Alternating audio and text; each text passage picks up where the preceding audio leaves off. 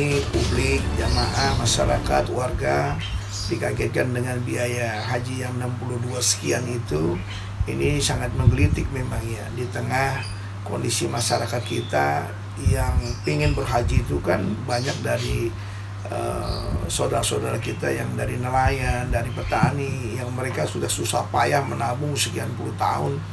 Bahkan untuk menabung ke Departemen Agama atau Kemenak itu saja kita bisa lihat punya limitnya 25 juta kan setelah. Itu kan mereka berangkat bukan simsalabim abrakadabra. Mereka butuh waktu, space waktu yang ke depan tuh lama, 20-30 tahun. Jadi 20-30 tahun yang akan datang mereka baru berhaji. Berharap mereka itu sudah injury time waktunya bisa berangkat, tapi dikagetkan dengan informasi di media, informasi dari Kemenak bahwa ongkos pergi haji naik. Nah ini kan sangat tidak ini ya, tidak punya empati kepada bangsanya sendiri, pada rakyat sendiri. Kan negara itu harus hadir itu untuk bisa membela rakyatnya, untuk bisa menolong rakyatnya, bukan terbalik. Pemerintah yang harus dilayani, justru pemerintah yang harus melayani. Seperti ayah barangkali ya dengan anaknya. Ayah itu kan jungkir balik untuk kemakmuran anaknya, kesejahteraan anaknya, bukan anaknya yang harus diperas untuk kepentingan ayahnya. Nah ini barangkali beberapa hal yang penting, sehingga kalau kita lihat dari sisi naik berangkat haji itu kan mereka bayar 25 juta. Kalau 20-30 tahun yang akan datang dana ini mengendap di bank, tentunya kan ada akumulasi biayanya. Yang namanya indirect cost ya. Artinya dana tidak langsung ini kan bisa disimpan di bank ya, itu kan kurang lebih minimal 18%. Kalau 18% itu kan bisa sampai kepada 55 juta. Nah kalau mereka berangkat harus 62 juta, mereka harus kemana lagi mencari, sementara saudara-saudara kita yang dari petani, yang dari nelayan ya, yang dari warga bawah, kelas bawah, yang harapannya pengen menjadi tamu Allah liyufullah, ini kan jadi apa ya, jadi hatinya jadi kecewa. Nah, saya kira di saat-saat ini, di saat-saat ekonomi ini masyarakat yang masih belum stabil karena efek COVID 2 tahun yang lalu, 2019, 2021, masuk di awal 2023 ini, ayo kita bersahajalah bisa memberikan kado istimewa buat rakyat Indonesia di tahun baru, bukan malah memberikan informasi-informasi yang insya Allah yang mendadak orang jadi stres, orang jadi tegang, orang jadi panik, orang jadi gelisah, gundah dan sebagainya. Jadi kalau menurut Pak Kiai sendiri tidak setuju ya dengan rencana? Ya saya kira tidak setuju, sangat tidak setuju. Apalagi ini kan ada informasi, meskipun ini juga perlu ditelusuri, tetapi informasi ini sangat valid ya, bisa diterima.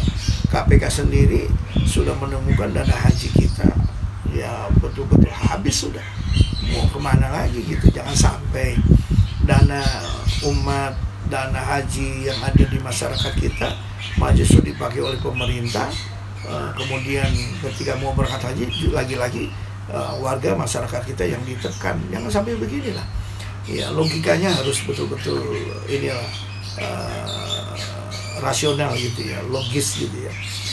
Pemerintah perlu juga survei lah, supaya jangan terlihat muatan politiknya lebih kental. Misalnya survei aja pada masyarakat ya, tanyakan kepada 33 provinsi rakyat Indonesia ini dengan mengambil sampel di mana-mana, berapa lah bisa, bagaimana kepuasan tentang pelayanan haji yang diselenggarakan oleh pemerintah kita dalam ini Ceki Kemenak.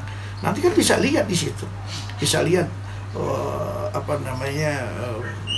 kekuatan informasi itu sampai mengakar. Bukan kalau kita hari ini kita ngomong mungkin dari partai politik, bukan barangkali kita ini bagian dari oposisi yang terus mengkritik, bukan, tetapi ini adalah natural, ini alami, ini ada sesuatu yang dijiwai, ini sesuatu yang dirasa.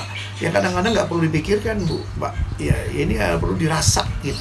Ya karena perasaan kita ini kuat, sehingga ketika rasa ini masih dominan dalam diri kita bahkan mesti punya empati yang kuat pada rakyat dan bangsa Indonesia. Intinya saya tidak setuju dan perlu dikembalikan bicara awal supaya warga bangsa Indonesia yang mau berangkat haji ini, yang bawahnya itu yang kelas bawah, saudara-saudara kita yang duafa, yang berpuluh-puluh tahun menabung, hargailah. Berpuluh-puluh tahun mereka menabung pengen jadi tamu Allah, bukannya kita mau permudah, malah mempersulit. Jadi ada sebuah sabda Rasulullah SAW, siapa saja umatku yang diberikan amanah untuk mengurusi umatku kemudian dia menyusahkannya, maka Allah Subhanahu wa Ta'ala, Rasulullah SAW memberikan doanya dan susahkan mereka di dunia dan mereka di akhirat. Jangan sampai ini juga terjadi pada kita semua, sehingga negeri kita nggak berkah karena jauh dari kebaikan, jauh dari kemaslahatan, malah justru tangan-tangan kita yang saat ini berkuasa malah justru membuat rakyat ini resah dan gelisah. Dibatasi usia yang kemarin kan sempat ya 1 tahun yang lalu di tahun 2022 itu kan di bawah 65 tahun ya, kalau nggak salah ya, itu nggak boleh. Tapi sekarang kan di tengah COVID yang sudah tertangani dengan baik di Saudi dan kemudian di Indonesia juga tertangani dengan baik, sehingga nggak perlu lagi dibatasi usia. Dan ini dibukanya bebas usia ini artinya adalah bukan semata-mata karena tangan kerja Kemenak gitu, tapi ini adalah sebuah kebijakan, sebuah keputusan yang diambil oleh Menteri Haji di Kementerian Saudi Arabia, menunjukkan bahwa ini COVID ini sudah selesai, COVID ini sudah aman, sehingga orang yang masuk dan keluar dari Saudi itu dipastikan aman, sehingga umur itu menurut saya dihilangkan. Kira-kira langkah strategis apa yang bisa diperbuat oleh pemerintah untuk membantu masyarakat khususnya menangani ekonomi ke bawah sendiri? Ya, langkah strategisnya kan pemerintah yang lebih tahu bagaimana caranya menaikkan UMKM, bagaimana bisa punya perhatian kepada duafa, bagaimana perhatian kepada masyarakat bawah, yang itu juga amanah pasal 34 kan, gitu ya, bahwa bangsa Indonesia ini adalah orang-orang yang terlantar, orang-orang duafa, orang-orang semuanya dipelihara, ditanggung oleh negara. Pasal 33 juga begitu kan, bunyi undang-undangnya, bahwa kekayaan alam ini digunakan untuk sepenuhnya untuk kemaslahatan rakyat dan bangsa Indonesia. Sehingga pemerintah hari ini harus betul-betul berpikirlah, bijaklah, bijaksana dan bijaksini lah ya. Jangan bijaksana aja, bijaksininya enggak gitu ya. Jadi kita berharap bijaksana, bijaksini, sehingga ada bukan win-win solution tapi all-win solution.